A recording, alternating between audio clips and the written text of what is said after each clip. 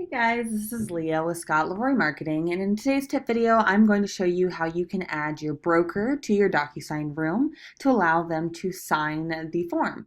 So the first thing we need to do is go ahead and log into DocuSign if you are not already. Just a heads up, make sure you're logging into realestate.docusign.com specifically. Okay, that'll be the real estate side of DocuSign that you'll want to use. So we don't want to log into DocuSign.com. You want to log into realestate.docusign.com specifically.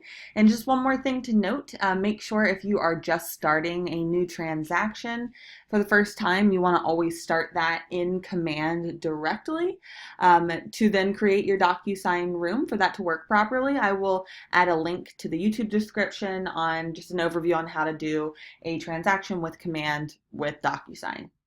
So check that out. All right, but first thing we'll want to do, now that I'm in my DocuSign account, is go ahead and click on the room. And you can, of course, pause the video if you are still working on logging in, that's no problem. Now, once you open your DocuSign room here, we're going to want to add them to the People section. Okay, so go ahead and click on the People section on the top toolbar. I'm going to go to a different room here because I was just practicing in that one just to make it different for you guys. Do this one. All right, so go ahead and click on the room and click on the People option on the room toolbar.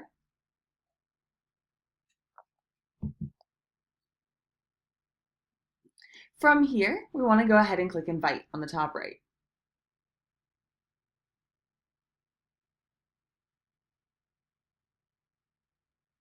So instead of just entering in their email address, I'm going to click the address book icon right here.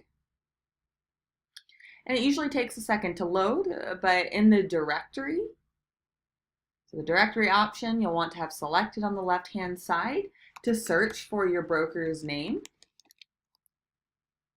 And click Apply. I can go ahead and click on the dot to the left of my broker in charge's name and click Add Selected. Right, the last thing you'll want to edit here is the transaction side. We'll go ahead and change that to just the same side that you're on here. So if this is your listing, change it to the list side. If you're representing the buyer, change it to buy side, and so forth. And then we'll click Invite.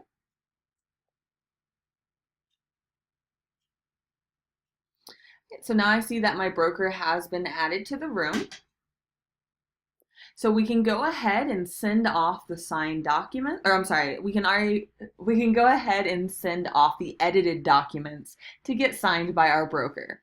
So in this case here, you'll want to make sure that you have your forms added to the document section of your room already, and you'll want to go ahead and click on the form in your room to go ahead and start editing that right away. So that'll be the first step. I'm fast forwarding through the editing of the form, but it's as simple as clicking on the form and typing to fill that in. All right, and again, the YouTube video linked in the description will show you an overview on all of that to give you tips on that. So once we have edited the form in the Documents section, I'm going to select Envelopes so I can send that off. Okay, so envelopes, if you're not familiar with envelopes, channel snail mail here. So I've filled out the form and I now need to shove that in an envelope to send it off for signatures. So in the envelope section, I'll click the New option on the top right.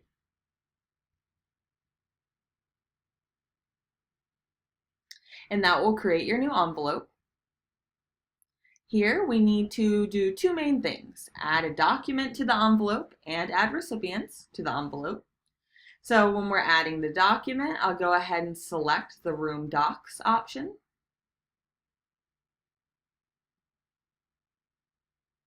And then select the form I need my brokers to sign.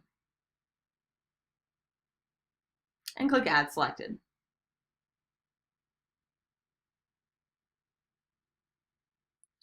All right, so once I have that form in here, I can click Add Recipients. And the reason that the pre-tagged roles option will not work Generally. It depends on how the form is set up, but from what I've seen, the pre-tagged roles are these roles on the left-hand side, and those are set up by the DocuSign Forms team to allocate who signs where on the form. Okay, so these pre-tagged roles are created by DocuSign, so I've not seen that you can add in another one of these roles.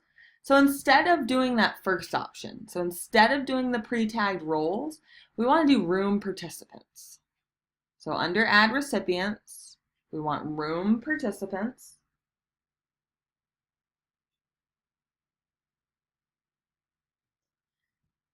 And then it will allow us to select our broker from here. Okay, so here's my broker that I added in the People section. And click Add Selected. All right, so I can see my broker has been added. They need to sign, and I can click Next on the top right.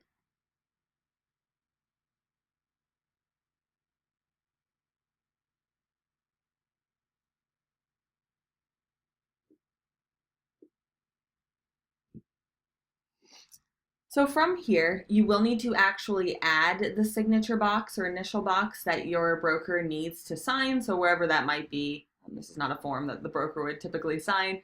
All right, but whatever, wherever they need to sign, go ahead and scroll on the form. And on the left-hand side, you can add signature and initial boxes. One thing to note on the top left, if you are having more than one person sign this form, so if you're having your client sign it and your broker at the same time, please just note that the color of the fields correlates to the client's color on the top left dropdown. So make sure you have your broker selected first from that dropdown to then add the signature box. So I can do that by clicking on signature, line my mouse up with the form and click to drop it. Okay, if you are adding a signature field in DocuSign, you typically want to add the date field as well, as that will need to be added in order for the date to populate automatically. So again, when you're adding the signature field, make sure you also add the date field, and it will autofill when they sign, but it does need to be manually added. Same concept here with initial boxes, but from what we've seen with initial boxes, you don't generally need to add the date. However, you can drop the initial box if your broker needs to sign anywhere. Of course, this is for client signature. All right, but wherever that would actually go, and you can see if I lay it in the wrong spot, I can always click the outline of the box to move that around. And once you're ready, once you've laid all the initial boxes and signature boxes that you need your broker to sign, you can go ahead and click Send on the very top right to send that to your broker right away for signatures. And what will happen is your broker will receive that via email so that they can sign it from their email account, and then you will receive notification once it's been signed. If you have any questions on that, please do not hesitate to reach out. support@scottleroymarketing.com. We'd be more than happy to help out. All right, guys, I hope this helps. I hope you have a great rest of your day. Take care, guys.